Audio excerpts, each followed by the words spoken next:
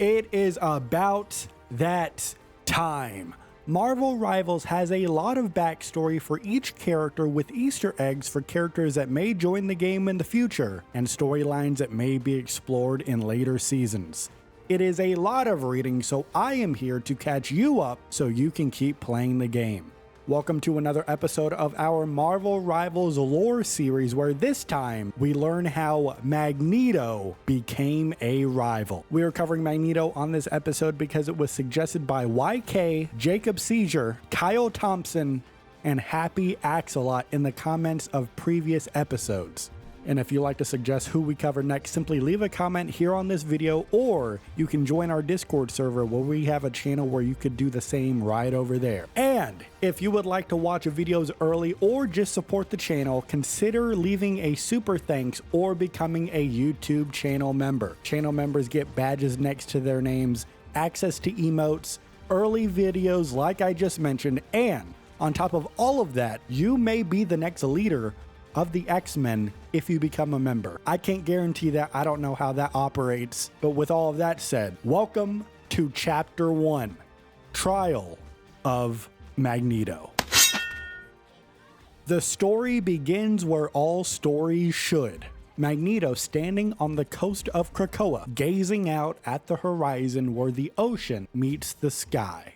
His cape is fluttering in the calm breeze. Despite his long life, this is one of the few moments that he has experiencing peace. But deep down, he knows it's not gonna last long because it never does. And as he's looking out, he hears a familiar voice, Storm, saying, "Something on your mind, old man?" Magneto looks up and sees Storm, and Magneto responds, "Funny, isn't it? That we fought all those years for a better future for mutant kind, and now we have finally found it, further in the future than any of us have ever imagined."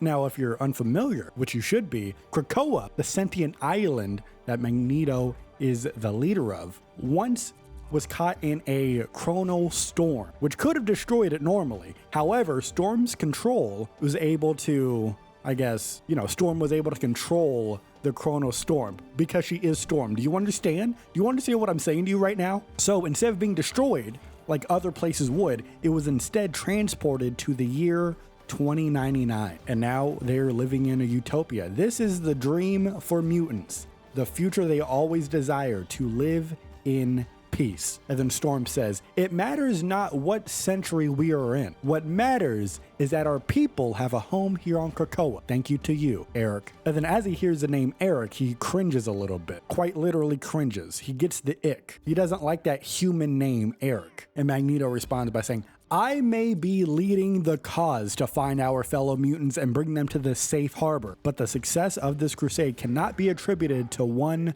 mutant alone." This man, Magneto, he's a very big team player. You already know that. And as the two keep talking, suddenly they hear a voice, a third voice. It's very gruff. "You're damn right it can't, bub." It's the Wolverine, as Magneto and Storm turn to look at him, accompanied by a young mutant, one who has only just begun to manifest her powers. "Found the kid who got sucked through the dimensional rift. She's lucky I went in there after her. Limbo is no place for a new mutant." Magneto responds, "Limbo?" And before they could keep talking, a new voice chimes in, one with a distinct Russian accent.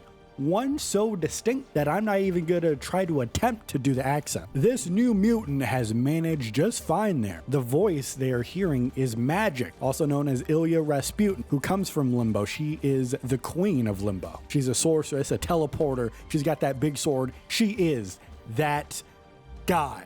And Storm rushes over. They hug for a bit.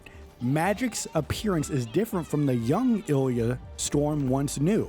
This one is hardened by the dark world of Limbo. Magik says, "Nice to see you too, Wind Rider. It's been longer than I care to remember."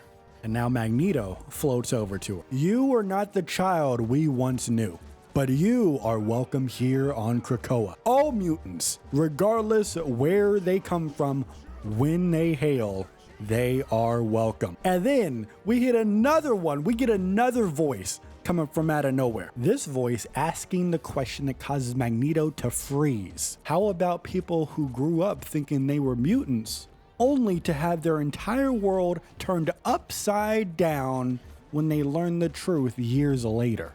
Magneto turns to see his long-lost daughter, Wanda Maximoff, the Scarlet Witch, walking right towards him. He gasps, unable to believe that she's here. Wanda: "Hello, father," as she approaches Magneto and removes his helmet, an act that would usually result in a deadly response from him, but this time, Magneto remains still, as he is now happy. He senses joy of seeing his daughter once again. Wanda kisses him on the cheek, which softens his expression even more. How can you be here? It took a bit of work. I'm not technically a mutant like you, after all, which means Krakoa wouldn't normally let me through its gate, but a touch of chaos magic. This is chaos magic, Wanda. A touch of chaos magic did the trick. And then Magneto starts thinking. He starts to understand the significance of Wanda being here. To see your face again, to hear your voice, to know that somewhere in this vast multiverse, a version of you has thrived, is perhaps the least difficult thing I could ever conceive. It is all any father ever wants. The Wanda responds, "I wouldn't say I've been thriving exactly. I've been holding my own universe together by the threads for far too long. I truly believe that I was one of its only hopes to survive." And then Wolverine butts in, "Like father, like daughter." And then Wanda keeps talking. "But I've started to see the bigger picture. We're all fighting our own wars. The only chance we have of winning them and keeping all of our universes intact is if we start fighting together." And then Wolverine chimes in again. "Speaking of fighting,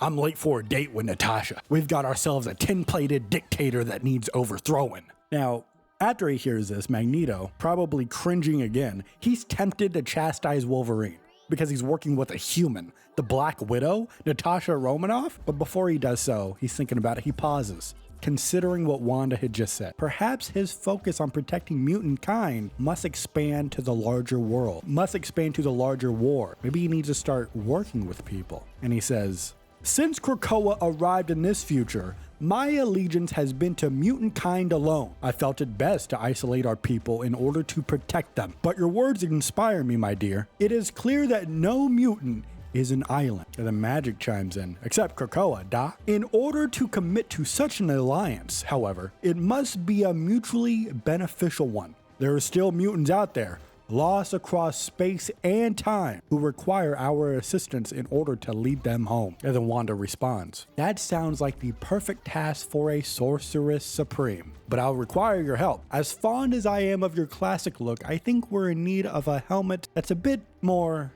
functional."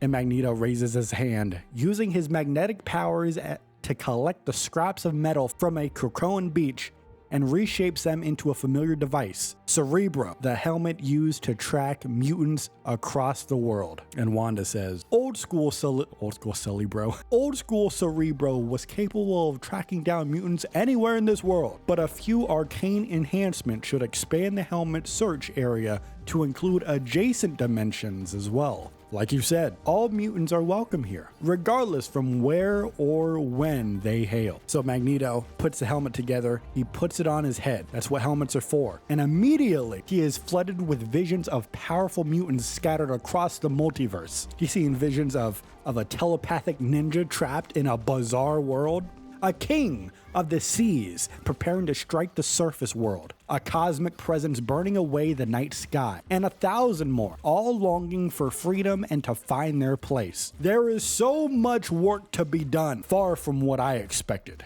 When do we begin? Magik says, no better time than the present. Or the future, I guess, wherever we are. You have given mutants a gift this day, Wanda.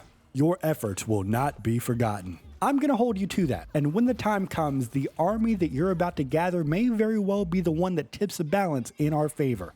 And then Magneto, using his helmet, his big Cerebro, looks out into the vast multiverse once again and he calls out, "Then let this be a call to all mutants across time and space. The gates of Krakoa are open to all of them. In the words of a dear old friend, to me, my X-Men."